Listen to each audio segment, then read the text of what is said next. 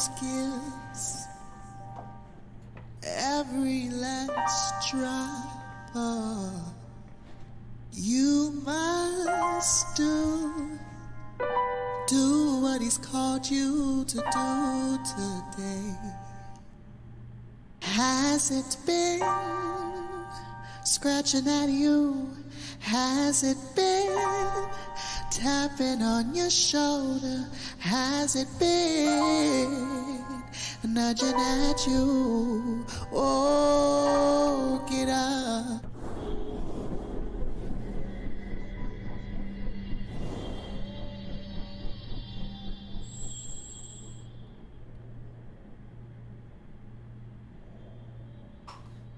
Right, shalom, shalom. Shalom. Shalom. Welcome to another holy day, the Feast of Tabernacles.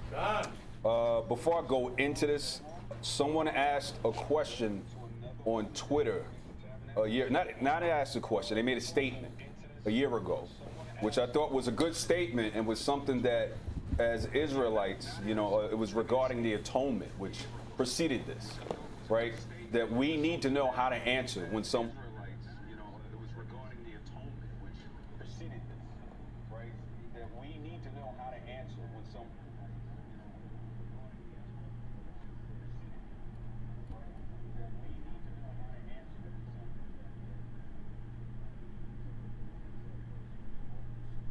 Chapter 5, right? Start at verse 10. You get that. Reading out of the book of Romans, chapter 5 and verse 10. Okay. For if, when we... Reading out of the book of Romans, chapter 5 and verse 10. Okay. For if, when we... saved by his life. Right, so that makes sense. With the death of Yashayah, we're reconciled to Yahweh by the death of his son. But this is the point the woman brought out. Go ahead, verse 11. And not only so, but we also joy in Yahweh through our Adawan, Yahshayah HaMashiach. And not only so, but we also joy in Yahweh through our Adawan, Yahshayah HaMashiach. By Yahushai, what is the point of us fasting? Okay. If the atonement's received, why are we fasting? How would we answer that question? So the scripture always answers itself. So now, let's go to Matthew chapter 9. And we're going to start at verse 14. So if anyone ever asks you, why are you fasting? Christ is our atonement. You shouldn't be fasting. What are you doing? You go to Matthew chapter 9, you start at verse 14, and you give them this answer as your response. Matthew chapter 9, start at verse 14. Reading out of the book of Matthew, chapter 9 and verse 14. Mm-hmm. Then came to him the disciples of John, saying, why do we and the Pharisees fast oft, but thy disciples fast not? So they're asking, we fast all the time, but your disciples don't even fast. Go ahead. And Yahushua said unto them, can the children of the bride chamber mourn, as long as the bridegroom is with them? But the days will come when the bridegroom shall be taken from them, and then shall they fast. Is Yahushua in the flesh right now? No. That's why we fast, because the bridegroom is not with us. So we fast, so we will stop when he returns. So while he is not on this earth, we continue to fast. That's why he said the disciples will fast when the bridegroom is not here. That's how you answer that question. Why do you fast and the Christ is the atonement? Because he's not here right now. He has to return. So if that ever comes up, that's how you answer that question. All right, so let's go into Tabernacles. Let's start at Leviticus chapter 23, and we'll go to verses 33 to 36.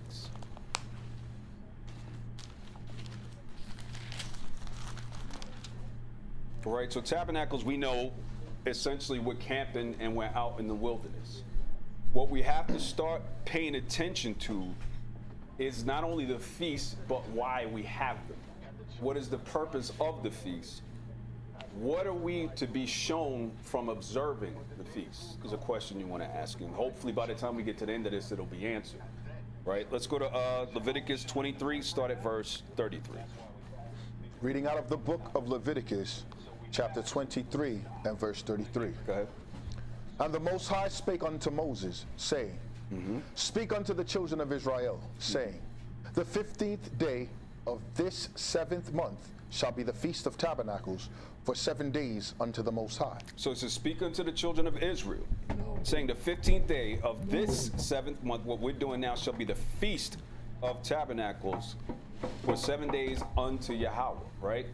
Plain and simple. Continue.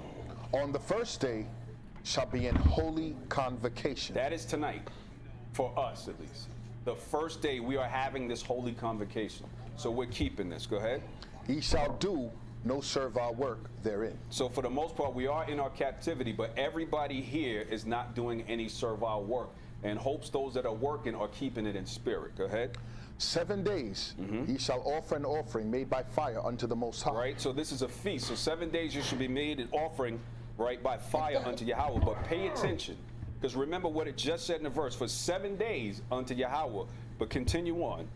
On the 8th day. On the 8th day, I want you to keep that in mind. On the 8th day, go ahead. Shall be an holy convocation unto you. So notice how many days did it say we would keep this? 7. 7. But it said to do what on the 8th day? Gather. Keep another gather. Go ahead. And ye shall offer an offering made by fire unto the Most High. It is a solemn assembly. And ye shall do no servile work therein. So notice, it says, in 7 days you shall offer an offering made by fire unto Yahweh. On the 8th day shall be an holy convocation unto you. You shall offer an offering made by fire unto Yahweh. It is a solemn assembly to you. So what is the word solemn? A solemn is something, you hold once in a while. It's a religious thing. It's consecrated. It's secluded. It's sanctified, right? It's essentially saying a holy assembly. But notice it's telling us to do this on the 8th day, right? So we're going to keep that in mind as we go through the scriptures, right? Let's go to Nehemiah chapter 8 and verse 14.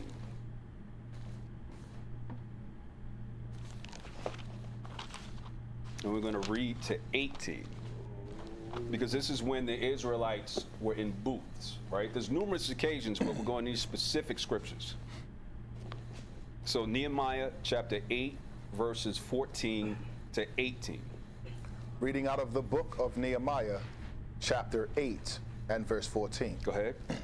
And they found written in the law, which the Most High had commanded by Moses, that the children of Israel should dwell in booths in the feast of the 7th month. So they found that, right? That the children of Israel should dwell in booths in the 7th month, right? Go ahead. And that they should publish and proclaim in all their cities and in Jerusalem, saying, go forth unto the mount, right, and fetch olive branches, right, and pine branches, right, and myrtle branches, and palm branches, right, and branches of thick trees to make booths, as it is written. So you see all the branches that were used, right? It's not just a few. There's quite a few branches that could be used. But initially what the Israelites did, they made the tents out of those branches. They didn't just have tents like we do today, whatever the case is, which can't knock what we do. We're doing the best with what we got. But right, this is what they did. So they were told to dwell in booths, and they remembered that it was a commandment that came through Moses. But I want you to also notice something else that was there, right? Because we realize everything throughout this book is eventually a revelation of Yahawashai and Yahweh. So notice it also said fetch olive branches. Keep that in mind. You have an 8th day. You also have olive branches that you ought to fetch, right? Because we remember olive comes up quite a few times throughout this book, right? Verse 16. So the people went forth and brought them and made themselves booths, every one upon the roof of his house. So if you got a deck or you have a house that you can go on top of and you're not with the group, you can keep it on top of your house or on your deck, so long as you're outside in the booth, right? Go ahead. And in their courts, and in the courts of the house of Yahweh. Right, so even, so let's just like say we'll have a cabin, even on the outside. If you have a cabin, you can come out, stay on the outside. If you rented an Airbnb, put the tent in the grass, go inside, use the bathroom, come back out, right? Go ahead. And in the street of the water gate, and in the street of the gate of Ephraim. Go ahead. And all the congregation of them that were come again out of the captivity made booths. Right, so I want you to notice that what he said. He said, and all the congregation of them that were come again out of captivity made booths. Are we in our captivity? Think about the significance then of tabernacles. Right, go ahead. And sat under the booths. For since the days of Jeshua, the son of Nun, unto that day had not the children of Israel done so. So the same since we were in America, right? Until we learned of all of this, we weren't keeping it either. Until we learned about it. Go ahead. And there was a very great gladness. And there's gladness, there's joy in this. And even going back, even the elder Yahweh said the other day, something that we have a tendency with atonement, right? We want to confess our sins to the Most High, right? We want to speak and we want to get in line and be literally at one with the Most High. But at the same time, we are to rejoice while we're doing it, because we get so caught up in feeling down that we forget it's still a feast. It's spiritual bread that we're taking that day. And we're supposed to be happy that he's forgiving us of the sins, that he even allowed us to make it to that day. So that's something we want to keep in mind for the next year. It's also a celebration. Even though it's somber, we're supposed to celebrate, right? Because he said while all of this was going on in your trials and tribulations, be joyful, right? So if that's a day to afflict us, even in that, we're supposed to be joyful that it's even happening, right? But that's something to keep in mind also. Verse 18. Also, day by day, from the first day unto the last day, he read in the book of the law of Yahweh. Right, so while we're away or while we're keeping this day, we also continue to read. Go ahead. And they kept the feast 7 days. Notice they kept the feast 7 days. Go ahead. And on the 8th day. And on the 8th day. Was a solemn assembly according unto the manner. Notice it keeps repeating that. Day 8.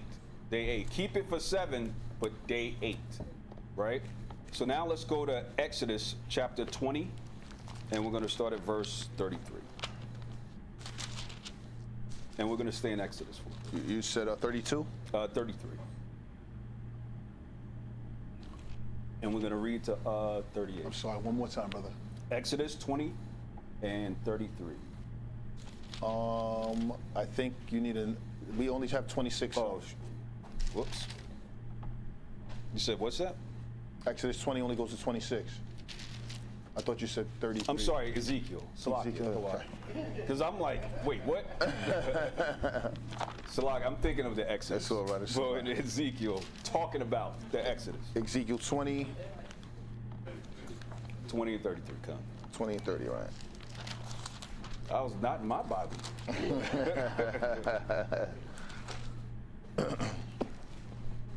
Reading out of the book of Ezekiel, chapter 20 and verse, like the emphasis. verse 30. Wherefore say unto the house of Israel, thus saith the Most High Yahweh, are ye polluted after the manner of your fathers? Hold on, 20 and 33? 33. Salakia. As I live, saith the Most High Yahweh, surely with a mighty hand, and with a stretched out arm, and with fury poured out will I rule over you. So we know when Yahawashah and Yahweh returns, it's not going to be a light thing. With fury and a stretched out arm, I will rule over you. Go ahead. And I will bring you out from the people. I will gather you out of the countries wherein ye are scattered. So that's what's also going to take place. I will bring you out from the people and gather you from the countries where you've been scattered. Go ahead. With a mighty hand, and with a stretched out arm, and with fury poured out. Right. And he will do what? Go ahead. And I will bring you into the wilderness of the people. This is why we are in booths, because I will bring you into the wilderness. Go ahead. And there will I plead with you face to face. Face to face. Go ahead. Like as I pleaded with your fathers in the wilderness of the land of Egypt, so will I plead with you, saith the Most High Yahweh. So you want to keep in mind, too, the reason for you even being in booths, you have to ask the question, what's happening that we have to be in booths? Or what took place that we can't stay where we were before, right? When you look at all the feast days, you got to ask why this is happening, what event is taking place, right? So we're keeping them. We keep everything in practice. We rehearse the righteous acts. Why? Because at some point, the play is going to start. Right. And it's not going to be a practice anymore. It's going to be the actual event. So if we're staying in tents, something's wrong with where we were, right? Go ahead. Like at 36. Okay, go ahead. Like as I pleaded with your fathers in the wilderness of the land of Egypt, so will I plead with you, saith the Most High Yahweh. Right. And I will cause you to pass under the rod, and I will bring you into the bond of the covenant. Keep that in mind. Underline that. I will bring you into the bond of the covenant. I'll clue you in where we're going. I'll bring you into the bond of the covenant. He said, keep 7 days, but do on the 8th day, have a convocation, right? Okay, go ahead. Verse 38, and I will purge out from among you the rebels. Keep in mind, I will purge out from among you the rebels. So just because you made it to level 1 doesn't guarantee level 2. Now I got you here, now I'm going to purge out the rebels. Because some of you are doing some things that I don't like, and I'm going to figure out who's who. So weeding out process. It's the same thing in the military, same thing in police department, fire department. They get groups of people, and they sift. They see, and sifting causes affliction. It causes pain. Fill out these papers. Do this. Go run 10 miles or whatever. And they're going to see who's going to fall and who can keep pushing. Some people might fall, but they be like, but he got back up though. Right. And some people fall and drop off, get rid of that one. So this is what the Most High is doing with his people. I brought you all together. Now, not every single person got to that wilderness, right? We know that. Not every single person gonna get to that wilderness, but the people that got there, I'm gonna sift you even further now, right? I'm gonna purge out the rebels from among you. Go ahead. And them that transgress against me. And then even then, gonna be transgression against the Most High. Go ahead. I will bring them forth out of the country where they sojourn, and they shall not enter into the land of Israel, and ye shall know that I am the Most High. So it's just not automatic acceptance, right? And a lot of times that people get taught, you think because you're an Israelite, you just make, it don't work like that. If that was the case, we essentially be Christians. Right. Oh, I'm sanctified and I'm anointed, so I'm going to Israel then, right? Doesn't work that way, right? So we read 38? Yep. So let's go to Ezekiel. We'll stay in there, 43. And we're going to start at verse 19. 43 minutes. Again, we're keeping up the theme of Tabernacles, the 7 days we keep, and a special note that keeps mentioning the 8th day.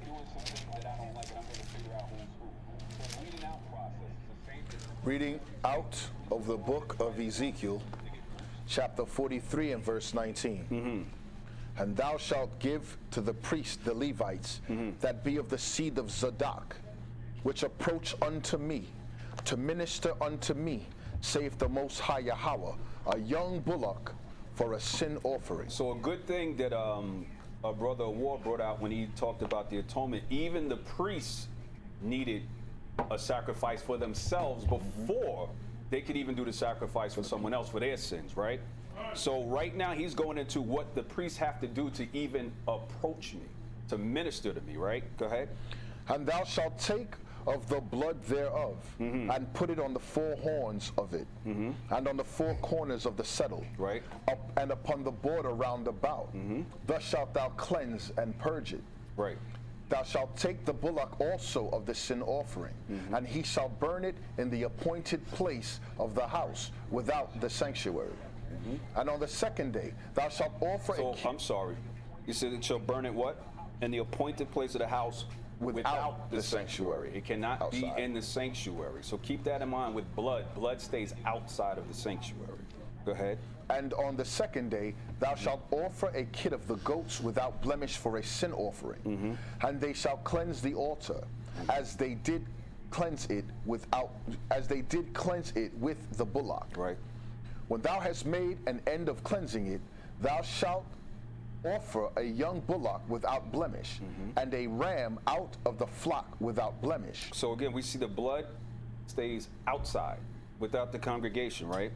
But notice, keep this in mind, because this is a recurring theme also. You shall offer a young bullock without blemish, a ram out of the flock without blemish. Sounds like Passover, right?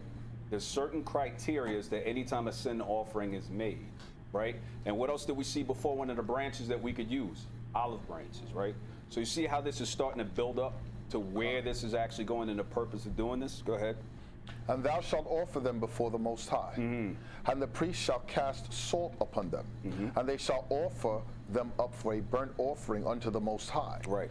7 days shalt thou prepare every day a goat for a sin offering. They shall also prepare a young bullock, and a ram out of the flock without blemish. Right. 7 days shall they purge the altar and purify it. Right. So notice, 7 days shall they purge the altar and purify it, right? Go ahead.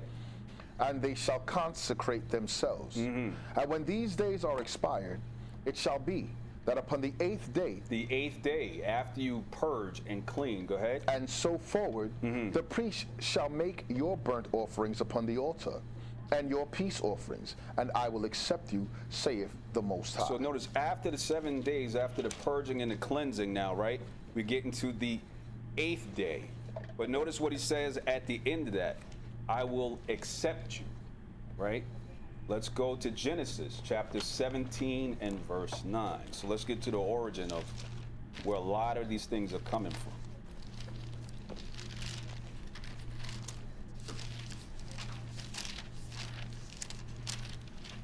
Reading out of the book of Genesis, chapter 17 and verse 9. And we're going to go to 14. Okay.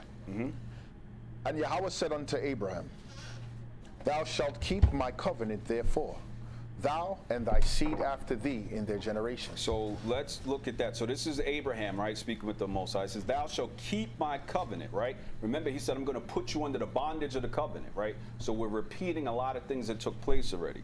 And he says, and thou and thy seed. There's no S's on that, right? There's no S. So it's not every person that Abraham had. And thy seed after thee. Go ahead. This is my covenant which ye shall keep between me and you and thy seed after thee. And thy seed. Go ahead. Every man child among you shall be circumcised. Right. Go ahead. And he shall circumcise the flesh of your foreskin. Right. And it shall be a token of the covenant betwixt me and you. So this is one of the first signs of the covenant, was taking what? Circumcising your flesh, right? Because that shows what? That you have faith in what he's saying. Abraham is showing, I have faith in you, and I'm going to make an outward show that I'm going to do what you said, right? Go ahead. And he that is 8 days old. And he that is what? 8 days old. So now it's he that is 8 days old. We just read at the end of the others, right? He said, on the 8th day, once you do this, I will accept you.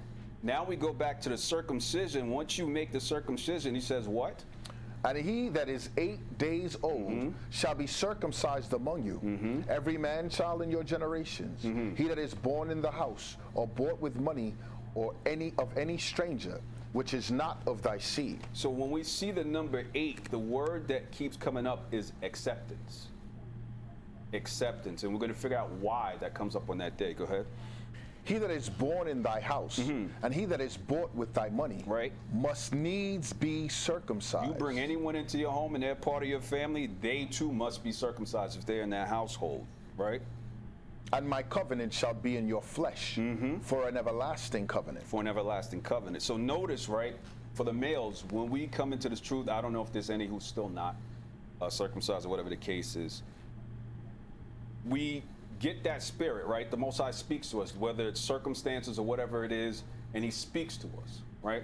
Many of us, and I said that was through a blessing of the Most High, were circumcised in the hospital, right? So he already, I caught you already. I got you. Eventually going to get to me, right? So you go and show that outward sign of circumcision, right? Because you're showing what? Acceptance of his covenant, and acceptance and an agreement.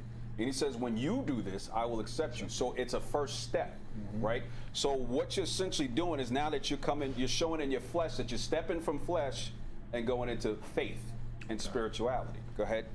Verse 14. And the uncircumcised man-child, whose flesh of his foreskin is not circumcised. So now, and the uncircumcised man, whose flesh of his foreskin is not circumcised, right? We're dealing strictly in the flesh at this time. So some of you who are not, don't worry just yet, right?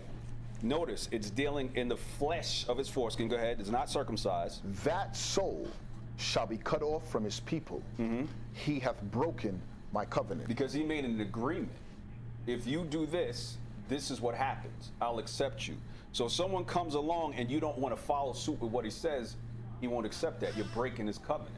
Even today, you're coming in, he has the law, statutes, commandments, and everything else, and you say, well, you won't accept that, he won't accept you either, right? So this is the flesh version of it. This is just the beginning. He's not even into everything else yet, and you won't take that first step. Why should he accept you, right? Go ahead. That was 14. That was 14. Go ahead. Keep going. You know what? No. Let's go to Exodus. We're going to go to Exodus chapter 22. And we're going to start reading from verse 29.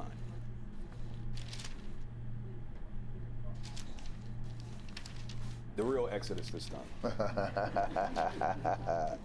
Reading out of the book of Exodus, chapter 22 and verse 29. Give me 1 sec. Let me catch up with you. All right, go ahead.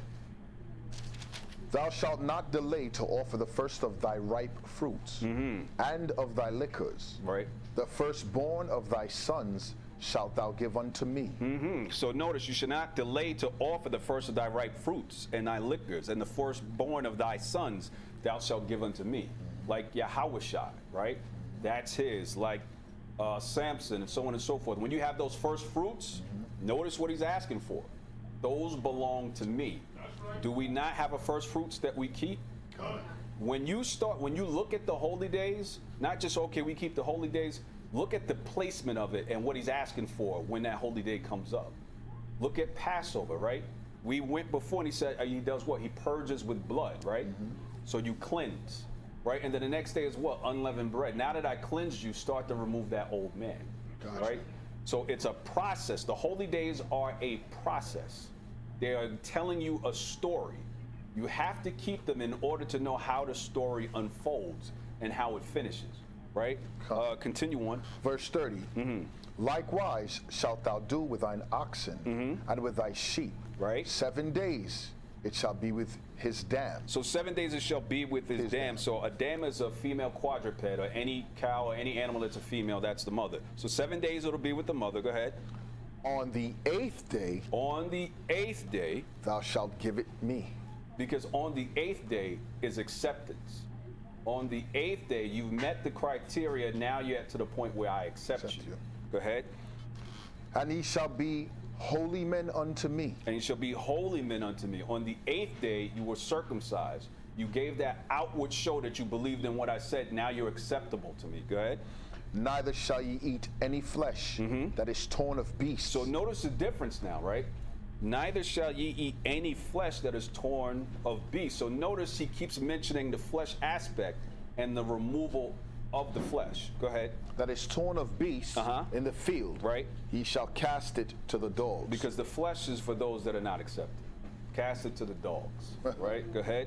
So notice what comes with acceptance. It's a form of removing the flesh and removing the older. Right? Go ahead. That was it on that one. Unless you want me going to 23. Yeah, that was it. It was up to 31, right? Yeah, hold that. And so notice with Passover, right? We have the lamb. The lamb is purged of the blood, right? That's covering our sins. Unleavened bread is what? We go from flesh to spiritual. We're removing the old stuff, right? So notice that's a reoccurring theme. Flesh first, then you become spiritual. Start to do these things in your flesh and achieve the spirituality that I'm looking for. Then acceptance comes, right? Just like when you come into the truth, right? This is the Lord loves a broken and contrite heart. All the things of the world essentially destroyed you and did what? Opened you up to allow that spirit to come out and allow him to come in. In a sense, that's like an 8th day. Now you're acceptable because your flesh is broken now. Now you're not that person. Now you're who I said you were, right? And then he speaks to you. So start to notice this every time you keep a feast. It's the same. He tells you the same thing over and over so you can get the point of it, right? So let's go to Numbers, chapter 29, and we're going to start at verse 12. Slot.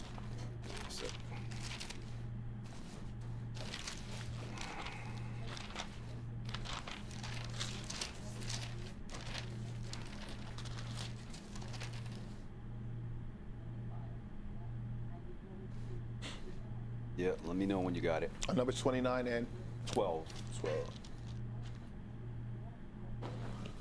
Reading out of the book of Numbers, chapter 29 and verse 12. Go ahead. And on the 15th day of the 7th month, ye shall have an holy convocation. So just like we're doing now, we're back right into the Feast of Tabernacles. Go ahead. Ye shall do no servile work. Go ahead. I'm sorry, go ahead. And ye shall keep a feast unto the Most High 7 days. So again, he's given us the criteria for keeping tabernacles. Now drop down to verse 32. Verse 32. And read to 36. And on the 7th day, 7 bullocks, 2 rams, and 14 lambs of the first year without blemish. And their meat offering and their drink offerings for the bullocks, for the rams, and for the lambs shall be according to their number after the manner. And 1 goat for a sin offering, beside the continual burnt offering, his meat offering, and his drink offering. Go ahead. On the 8th day, ye shall have a solemn assembly. Ye shall do no servile work therein. Right. But ye shall offer a burnt offering, a sacrifice made by fire, of a sweet savor unto the Most High. Right. 1 bullock, 1 ram, 7 lambs of the first year without blemish. So we see the same criteria, right? He's repeating himself, right? So now let's go back to Leviticus. And we're going to go to chapter 8 and 33 to 36. Leviticus 8, 33 to 36. Let me know when you're ready.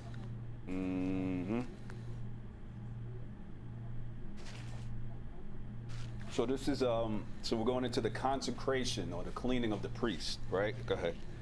Reading out of the book of Leviticus, chapter 8 and verse 33. And ye shall not go out of the door of the tabernacle of the congregation in 7 days, until the days of your consecration be at an end. For 7 days shall he consecrate. So in 7 days he's consecrating you. He's leaving you back. He's cleaning you up for 7 days. Go ahead. As he hath done this day, so the Most High hath commanded to do, to make an atonement for you. So this goes into these things, even keeping tabernacles. Everything we keep, we're still doing a form of atonement. This is not the specific one where he told you to afflict your souls. But each time we do this, we're making an atonement. We essentially make an atonement on Passover also, right? Go ahead. Verse 34. Verse 35.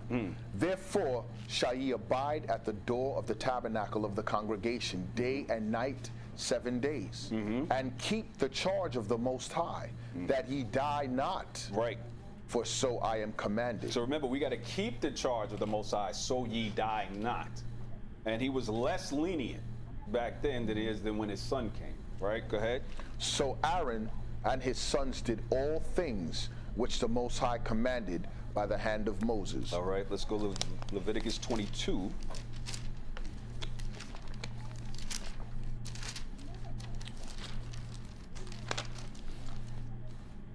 And we're going to go from 18 to verse 27.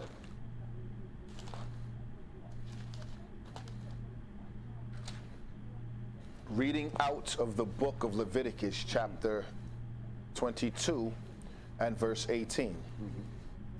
Speak unto Aaron, unto his sons, and unto all the children of Israel, and say unto them, whatsoever he be of the house of Israel, or of the strangers in Israel, that will offer his oblation for all his vows, and for all his freewill offerings, which they will offer unto the Most High for a burnt offering.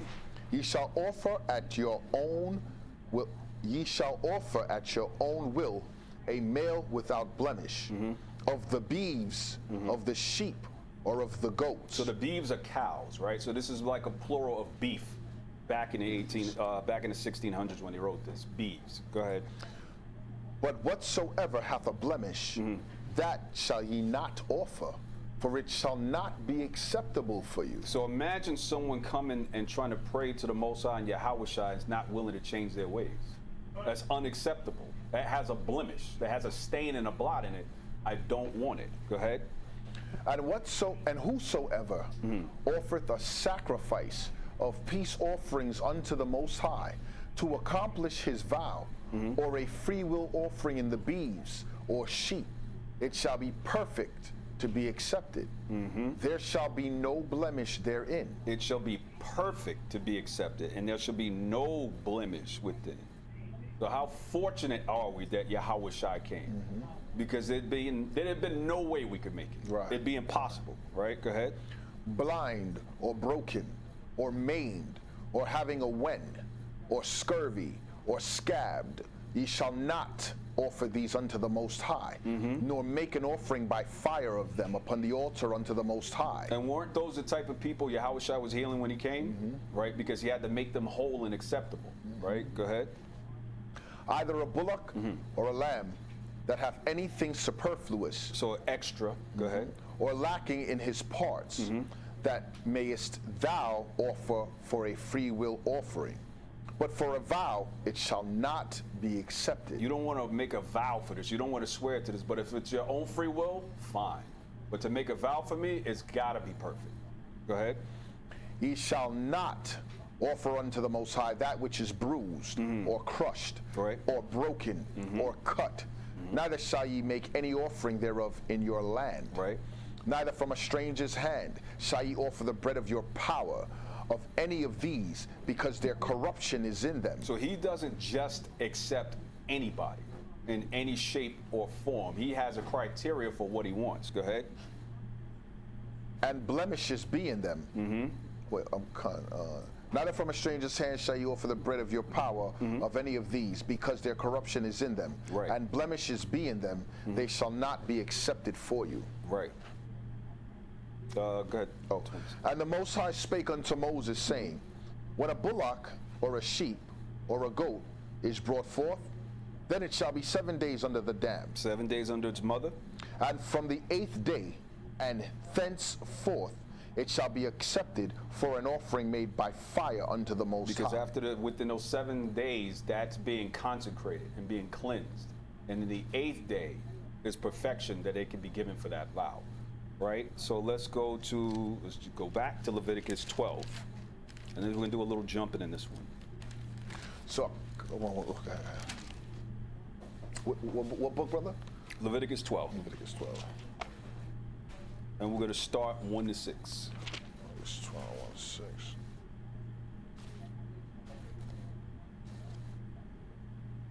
Reading out of the book of Leviticus, chapter 12 and verse 1.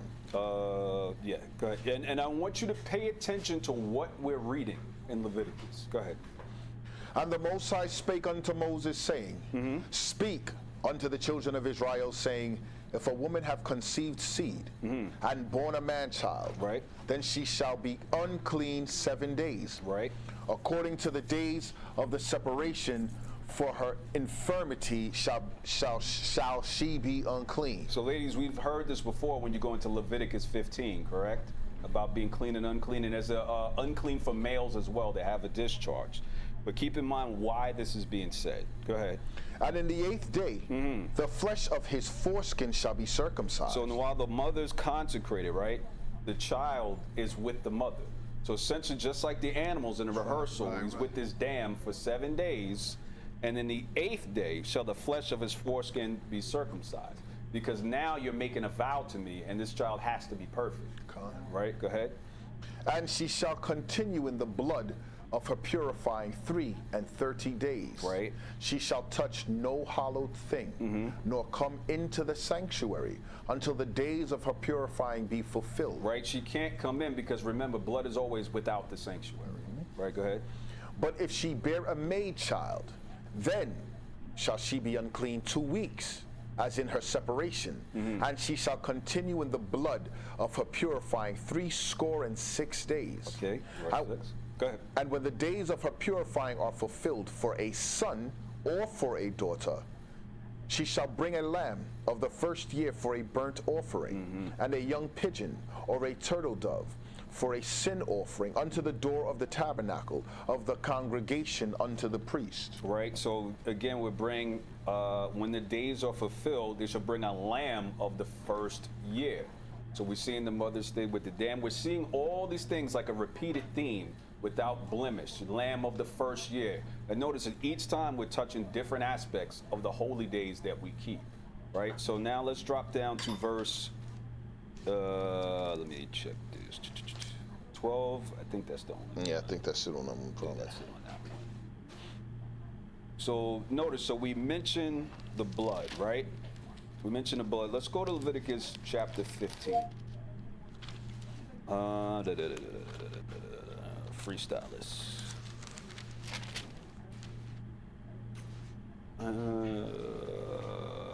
Sisters, what verse should I start at? 25. Leviticus chapter 15 and verse 25. Right? Just read 25. Reading out of the book of Leviticus, chapter 15 and verse 25. And if a woman have an issue of her blood many days out of the time of her separation. So keep that in mind. And if a woman have an issue of her blood many days out of the time of her separation, go ahead. Or if it run beyond the time of her separation, all the days of the issue of her uncleanness shall be as the days of her separation. She shall be unclean. Now, with that in mind, let's jump to Matthew.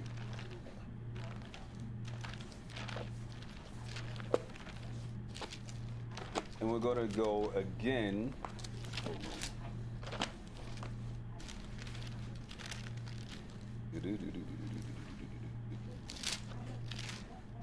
Slaki. Stick in my pages. And we're going to start at verse 18. We're going to go to Matthew chapter 9 and start at verse 18.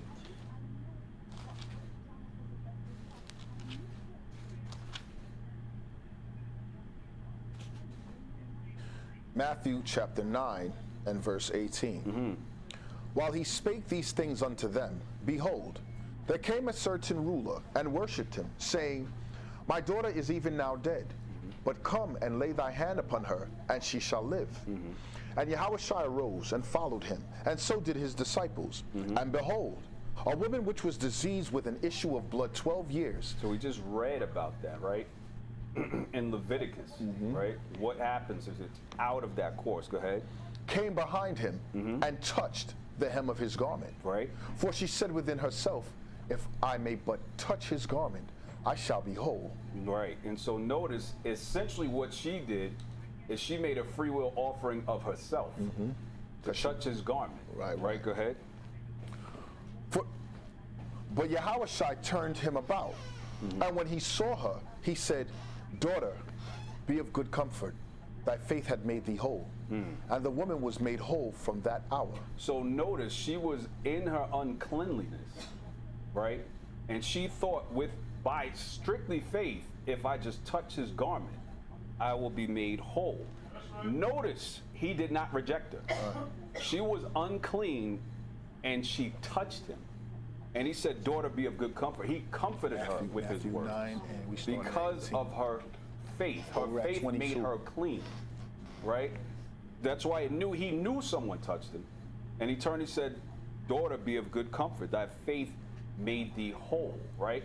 So essentially, this is like a free will offering that she made of herself, right? She brought herself to him. It wasn't requested. She believed and made that free will offering, and he accepted that. Daughter, be a good comfort, right? So even though we read in certain instances that things are unclean, with his mercy and your show of faith, he can make you clean, right? So again, he comes in the volume of the book. So things we're seeing in the Old Testament, we see him live out in the New Testament, right? But let's get back to where we're going. Let's go to Luke, and we're going to go to chapter 1. And we're going to start at verse 57.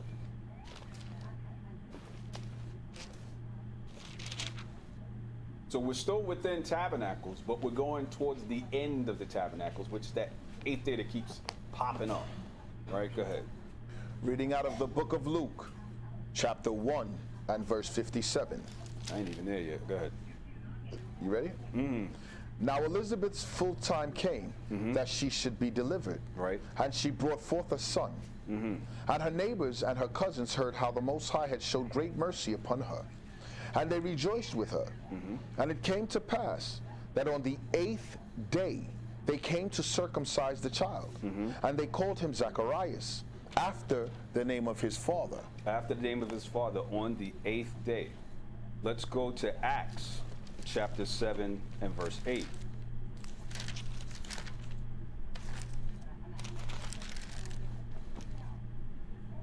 Chapter 7 and verse 8. Let me know when you're ready. Okay, go ahead. Reading out of the book of Acts, chapter 7 and verse 8. And he gave him the covenant of circumcision. Right. And so Abraham begat Isaac and circumcised him the 8th day. And Isaac begat Jacob. Right. And Jacob begat the 12 patriarchs. And the patriarchs moved with envy, sold Joseph into Egypt. But Yahweh was with him and delivered him out of all his afflictions, Right. and gave him favor and wisdom in the sight of Pharaoh, king of Egypt. And he made him governor over Egypt and all his house. Now there came a dearth over all the land of Egypt and Canaan, and great affliction, and our fathers found no sustenance. Now hold right there. Check this out. Only one in verse 8. But that's Oh, my bad, my bad. That's all right. Let's go to Philippians chapter 3 and verse 5. Which you're a very good reader, though. You said Philippians 3 and 8. 8. I'm sorry, 5. 5. Start at 4. 4. Sisters is laughing. Start at 1. Start at 1 and go to 5. Reading out of the book of Philippians, chapter 3 and verse 1. Right? Finally, my brethren, rejoice in the Most High, to write the same things to you. To me indeed is not grievous, but for you it is safe. Beware of dogs, beware of evil workers, beware of the concision. So he's telling you to watch out of those who are outside, right? Go ahead. For we are the circumcision, for worship Yahweh in the spirit, which worship Yahweh in the spirit. So that's the key to the circumcision. For we are the circumcision which worship Yahweh in the spirit. Remember, that first step was to lead to your spiritual life, showing your faith in doing that act in your flesh. Go ahead. And rejoice in Hamashiach Yahweh and have no confidence in the flesh. Leaving the flesh behind, which is like unleavened bread, right? Go ahead. Though I might also have confidence in the flesh, if any other man thinketh that he hath whereof he might trust in the flesh, I more. Circumcised the 8th day of the stock of Israel, Right. of the tribe of Benjamin, and Hebrew of the Hebrews, as touching the law, a Pharisee. So I'm going to stop at 5, but the key that I want to hear was, again, circumcised, right? And showing that faith and circumcised On the the 8th day. 8th Because day. here Paul's about to brag. Yeah, Let everybody know what it's about, right? Circumcised the 8th day. So from here, let's go to Luke chapter 2. And we're going to start at verse 19. We're going to read 19 to 21. Luke 2 and 19. 19 to 21.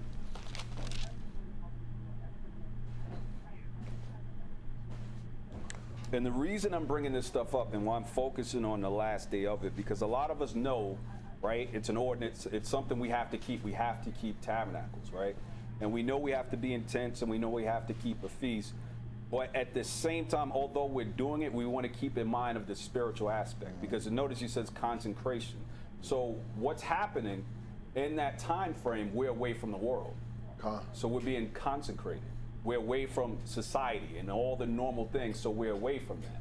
And on the 8th day is where we're getting to. What happens after we've been consecrated. Go ahead. Reading out of the book of Luke, chapter 2 and verse 19. Go ahead. But Mary kept all these things and pondered them in her heart. Right.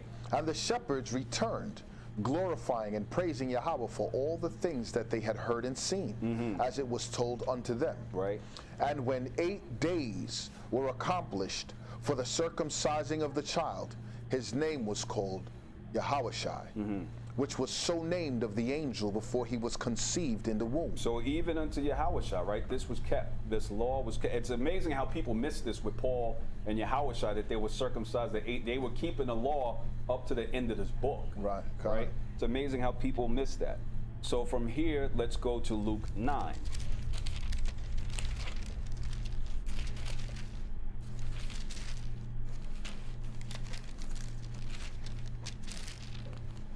And we're going to read 22 to 36.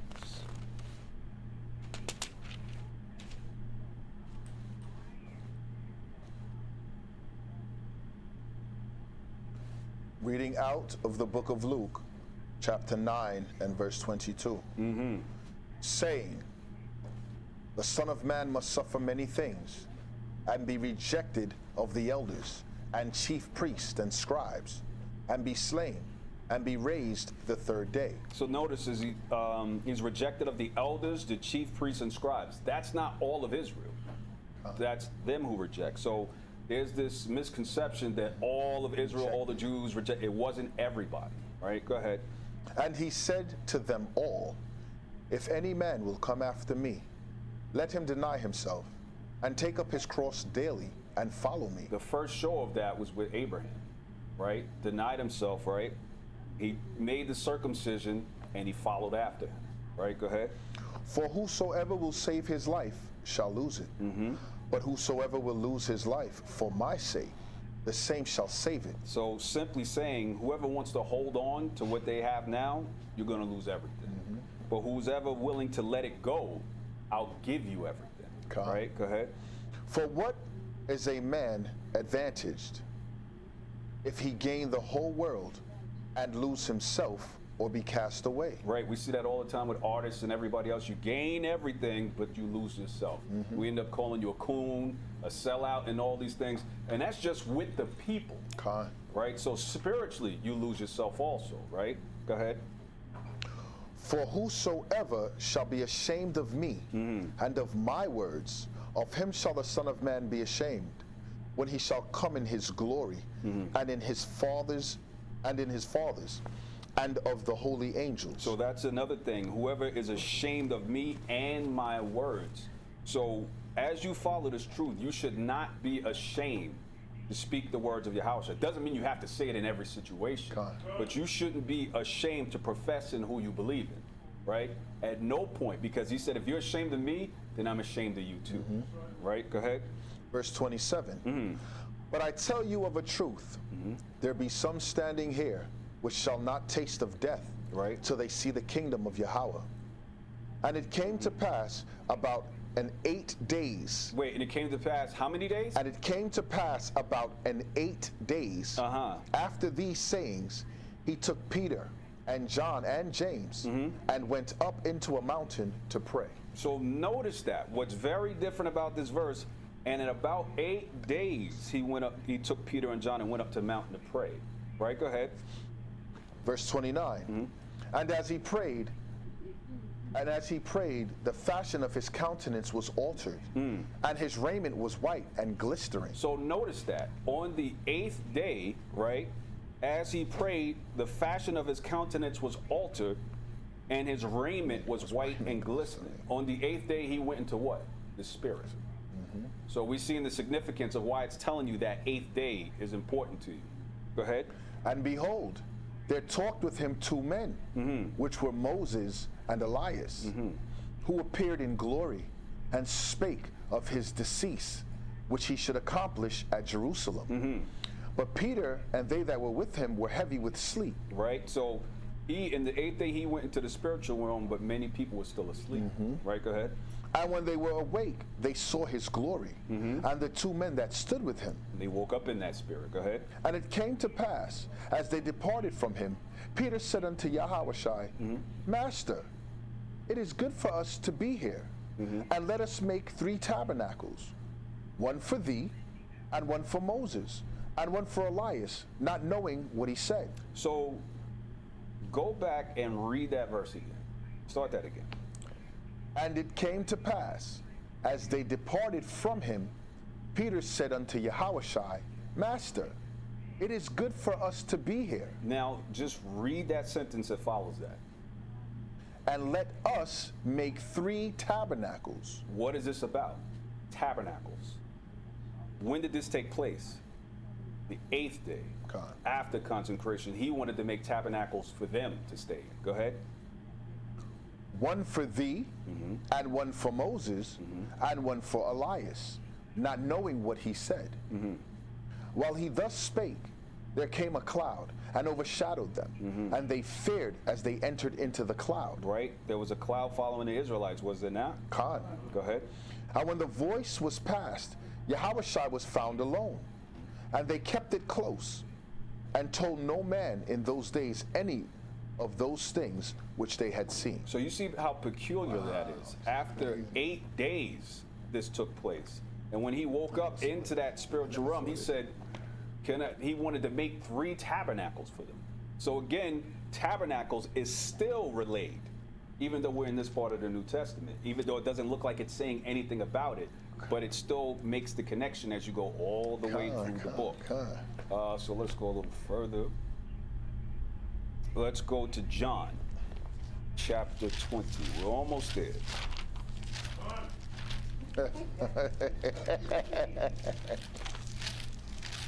I'll see you in the wilderness.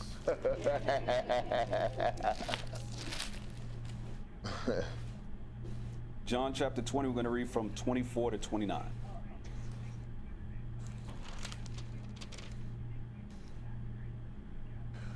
Reading out of the book of John, chapter 20 and verse 24. But Thomas, one of the 12, called Didymus, was not with them when Yashayah came. The other disciples therefore said unto him, We have seen the King. But he said unto them, Except I shall see in his hands the print of the nails, and put my finger into the print of the nails, and thrust my hand into his side, I will not believe. Sounds like most Israelites, does it not? Right? But what does verse 26 say? And after 8 days, again his disciples were within, and Thomas with them. Then came Yashayah, the doors being shut, and stood in the midst, and said, Peace be unto you. So notice he came through the door. Yeah, the doors were shut. Right, go ahead. Then saith he to Thomas, Reach hither thy finger, and behold my hands, and reach hither thy hand, and thrust it into my side, and be not faithless, but believing. And be not faithless and believing. So notice what he said to him, be not faithless, but believing. So you couldn't even touch him unless you had the proper faith. Right. Because he wasn't just the average man standing. Right? He was of a different substance at this point. Because remember, he just came through the door with the door shut. So in order to touch me, you see me, don't be faithless. Go ahead. And Thomas answered and said unto him, My King and my power. Yashayah saith unto him, Thomas, because thou hast seen me, thou hast believed. Blessed are they that have not seen and yet have believed. That's a blessing to us. Right? Let's go to Romans chapter 2 and verse 28. I'm not going to go into the contention of this verse. We're just going to continue with the message. So I'm not going to digress with where this normally goes when we read this verse. Romans, Salakia, I turned back out of it. Chapter 2 and verse 28, I believe I said, right? 2 and 28. You ready? Oh, go ahead. Reading out of the book of Romans, chapter 2 and verse 28. For he is not a Jew, which is one outwardly. Right. Neither is that circumcision, which is outward in the flesh. Right, so it's not just the act alone, right? That's what he's saying. Go ahead. But he is a Jew, which is one inwardly. And circumcision is that of the heart, in the spirit, and not in the letter, whose praise is not of men, but of Yahweh. So he's given us the spiritual understanding of the laws, right? We just read that example with Thomas, because Thomas was by the letter. Unless I touch him, and he's in front of me, I will not believe it. But he said, be not faithless when you do this. So Thomas was about the physical touch, but Yahushua told him what? Have faith in order to even do this. So he was making him a Jew inwardly, right? Because Thomas was, I got to touch him. This has got to happen. That's the letter of the law. But Yahushua just told him, no. You got to have the spirit in order for this to take place, right? So now let's go to 1 Corinthians, chapter 15 and verse 27. Oh, I turned right to it. Showing off. And we're just going to read 27 out of that one. I forgot I got the mic.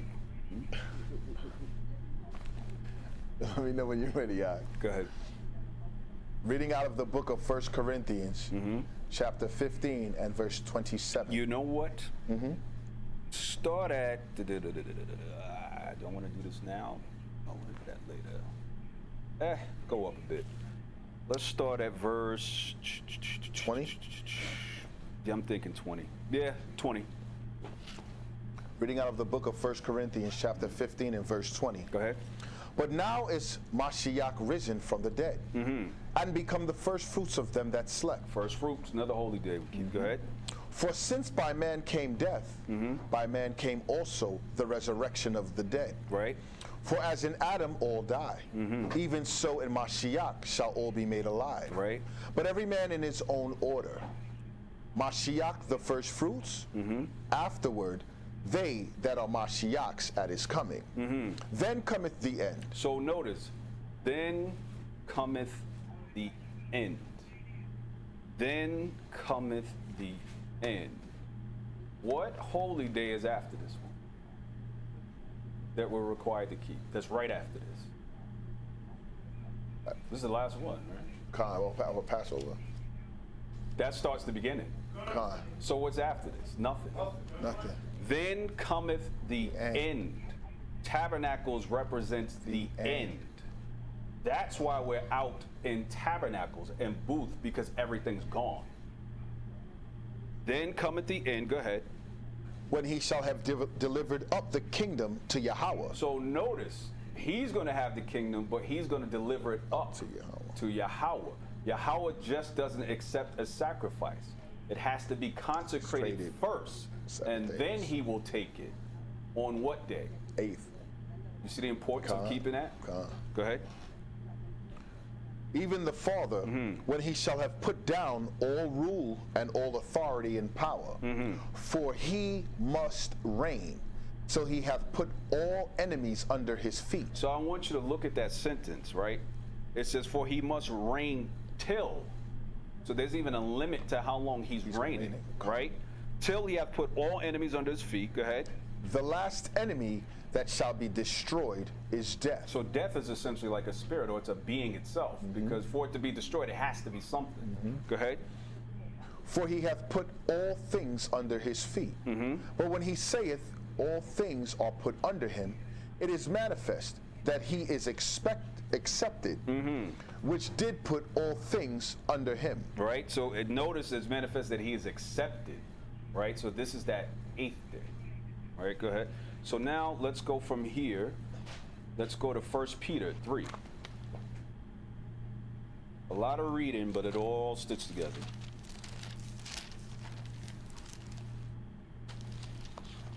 And we're going to read 18 to 22.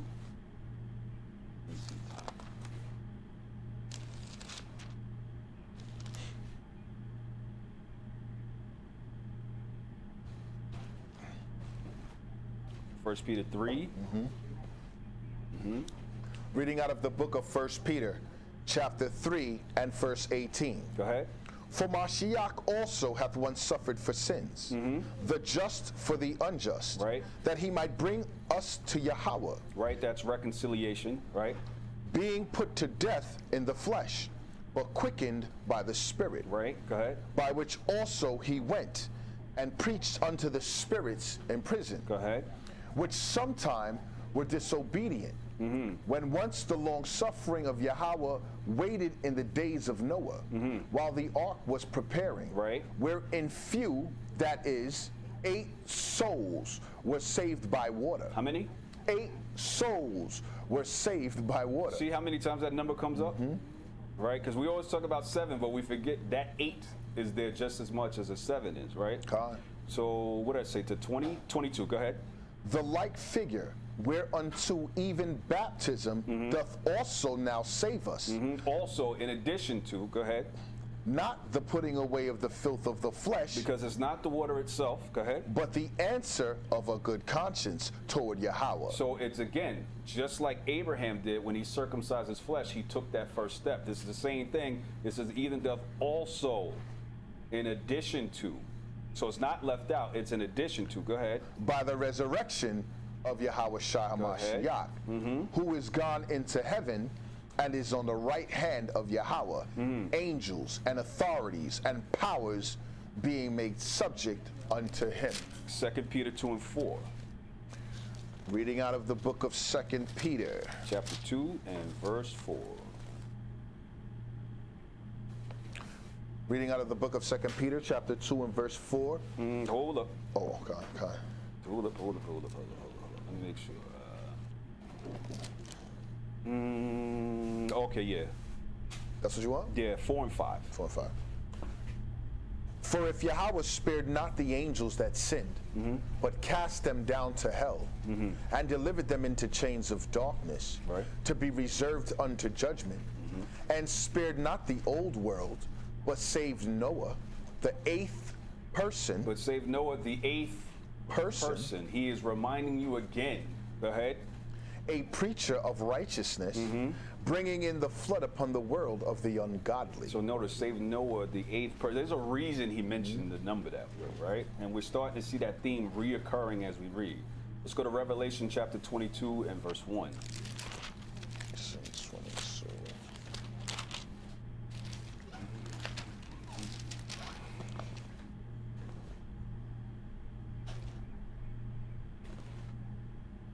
Right?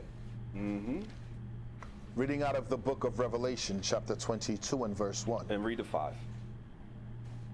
And he showed me a pure river of water of life, clear as crystal, proceeding out of the throne of Yahweh and of the Lamb. In the midst of the street of it, and on either side of the river, was there the tree of life, which bare 12 manner of fruits, and yielded her fruit every month. And the leaves of the tree were for the healing of the nations. Right. And there shall be no more curse, but the throne of Yahweh and of the Lamb shall be in it, and his servants shall serve him. And they shall see his face, and his name shall be in their foreheads. And there shall be no night there, and they need no candle, neither light of the sun, for the Most High Yahweh giveth them light, and they shall reign forever and ever. That's beautiful. All praises. That's All praise. into the kingdom, right? Let's go to John 4 and 24. We're almost there. Almost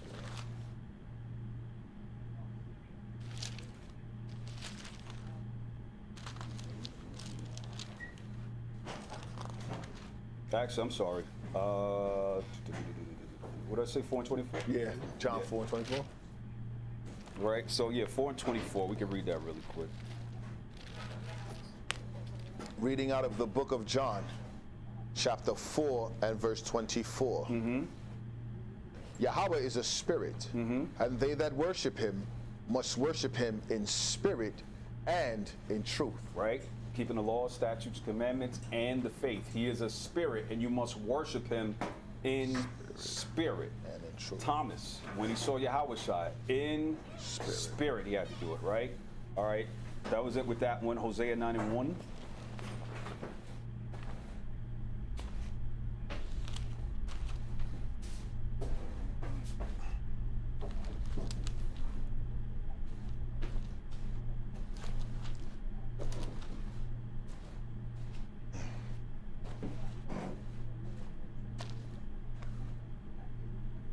Reading out of the book of Hosea, chapter 9 and verse 1.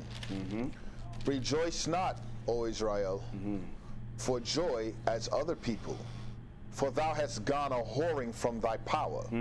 Thou hast loved a reward, thou hast loved a reward upon every cornflower. Right. The floor in the winepress shall not feed them, and the new wine shall fail in her. They shall not dwell in the Most High's land, but Ephraim shall return to Egypt, and they shall eat unclean things in Assyria. They shall not offer wine offerings to the Most High, neither shall they be pleasing unto him. Their sacrifices shall be unto them as the bread of mourners. All that eat thereof shall be polluted. For their bread, for their soul, shall not come into the house of the Most High. Because remember, they're unclean at this point, right? We're going right back into the origin of tabernacles. Go ahead. We're going to jump this. Go ahead. What will ye do in the solemn day, and in the day of the feast of the Most High? So what will you do in the solemn day, in the separated day, and in the feast of the Most High? Could that be the 8th day, right? What will you do being unclean during that time? You're not going to be accepted. Right? So let's go to Joshua. Almost done. Ain't that the we'll leave that. That's Mr. We're gonna do a lot of reading, right? The difference is I don't tell you that. We just keep reading. All right. So the book of Joshua. We're gonna read chapter 6. Oops, slide.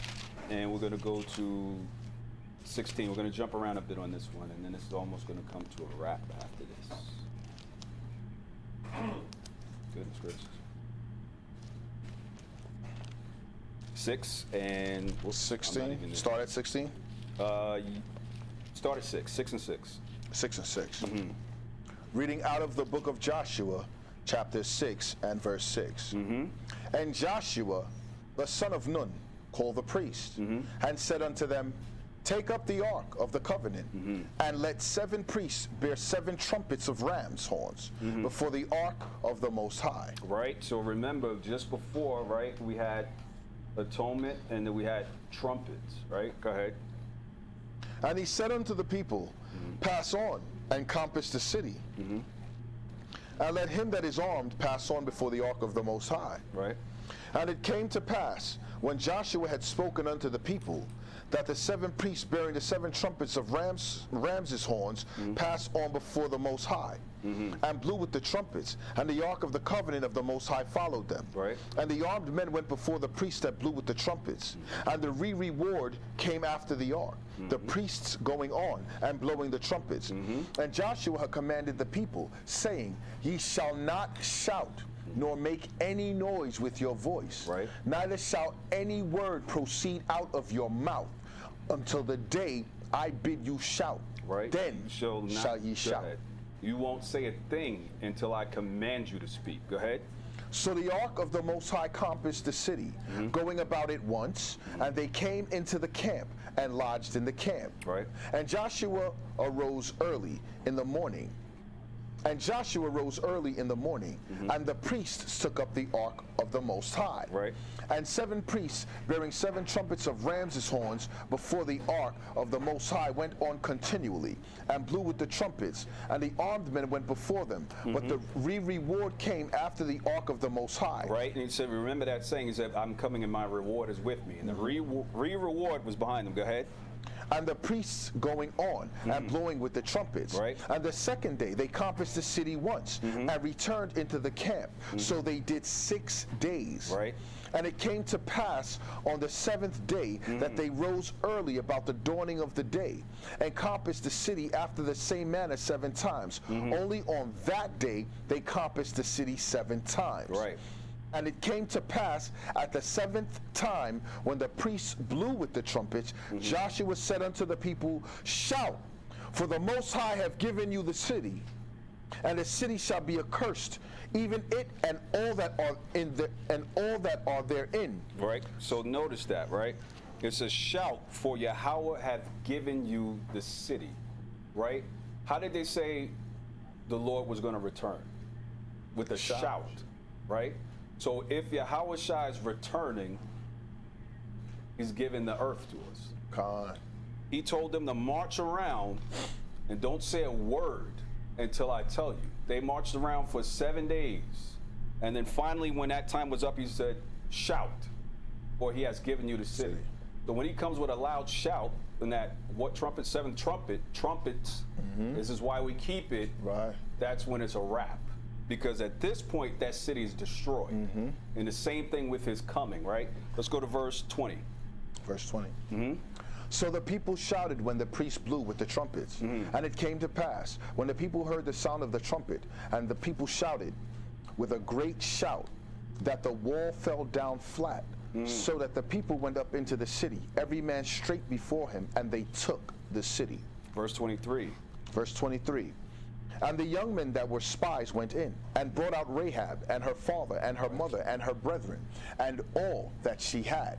And they brought out all her kindred, and left them without the camp of Israel. Right, she had faith, but they stayed out the camp. Go ahead, verse 24.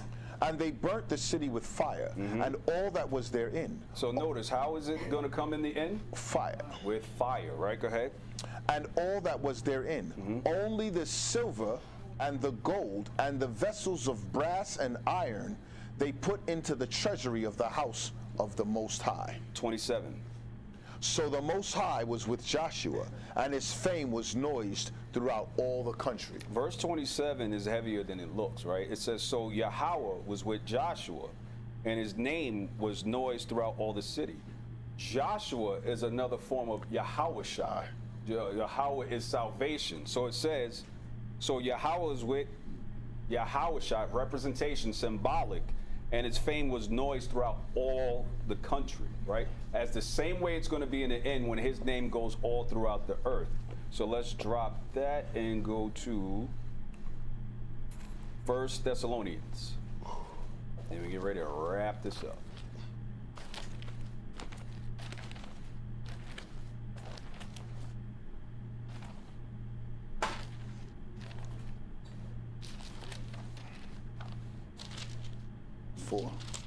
I'm sorry, 1 Thessalonians, 4. Okay.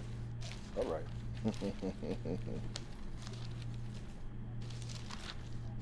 Where am I going after this? 16. Maybe not. Oops, lucky. I jumped right out of it. So 1 Thessalonians 4, I'm going to start at verse 15 and read 16. Yeah. Go ahead. Reading out of the book of 1 Thessalonians chapter 4 and verse 15. Go ahead. For this we say unto you by the word of the Most High, that we which are alive and remain unto the coming of the Hamashiach shall not prevent them which are asleep. For the Adawan himself shall descend from heaven with a shout. This is what we just read that happened in trumpets, in the Feast of Trumpets, right? This is why we're rehearsing the righteous acts. Go ahead. With the voice of the archangel, and with the trump of Yahweh, and the dead in Mashiach shall rise first. Right? So we see this is a prelude to what's coming in the future, right? Let's drop that. Let's go to 1 Corinthians.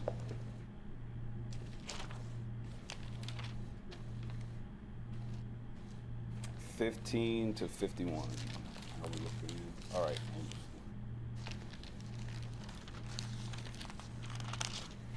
Is it 1 Corinthians 15? 15, 51 to 53. Ugh, sorry about that. That's the wrong one. Because I ain't got that. Reading out of the book of 1 Corinthians, chapter 15 and verse 51. Okay, now I'm there. Go ahead. Behold, I show you a mystery. We shall not all sleep, but we shall be all changed. In a moment, in the twinkling of an eye, at the last trump, for the trumpet shall sound, and the dead shall be raised incorruptible, and we shall be changed. Right. For this corruptible must put on incorruption, and this mortal must put on immortality. So, in the examples of everything we read, whenever that change or that spirituality took place, what day did it take place on? On the 8th day, right? So we're starting to see, because notice what he said, and the trumpet shall shout, right? We'll already be out in the wilderness by that point. We'll already be out of our cities, right? And then this change will come. So basically what I'm saying to you is, if you follow the holy days, you see his plan unfold. So we will not know the day nor the hour, but we will know the season of his coming, right? So let me wrap this up for you all real quick. So Passover, right? We were redeemed, right? We were cleansed, our sins was cleansed, right?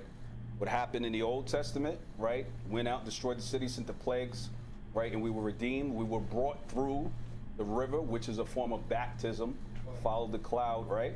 And then what came after that? Unleavened bread. So now that we're in this land, we're supposed to change, leave behind Egypt and all the old things of the world, right? This is a form of our deliverance, right? After that, 50 days later comes Pentecost, right? This was the first resurrection, right? This is the first fruits and things of that nature coming up.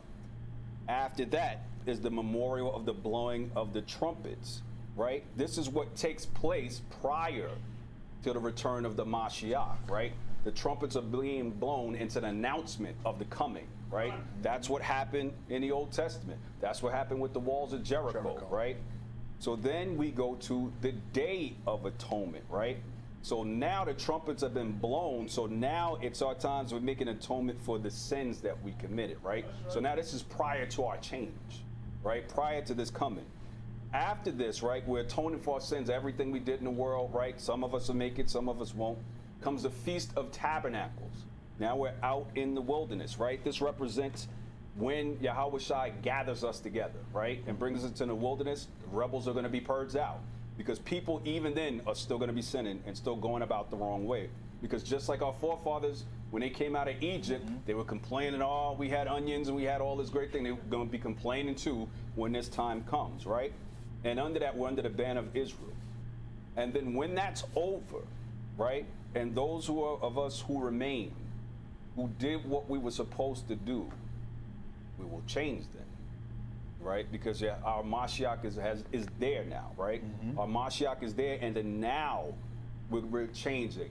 He's going to put all the enemies underneath him, right? And once all the enemies are done, he returns it back to his Father, right? Follow that procession, and you see how it ends. The Passover, Feast of Unleavened Bread, Pentecost, Memorial blowing of the trumpets, Day of Atonement, Feast of Tabernacles. And we can call it the 8th day. We're not required to, but we're asked to acknowledge it, right? Because there's a reason he keeps telling us the 8th day with the males. Noah's the 8th person. He wants you to pay attention to that because that's when that change comes in. We can't say what year that is or what day that is either, but he gives us an idea. So the whole purpose of this is that right now we're in the Feast of Tabernacles, and tonight is the first night.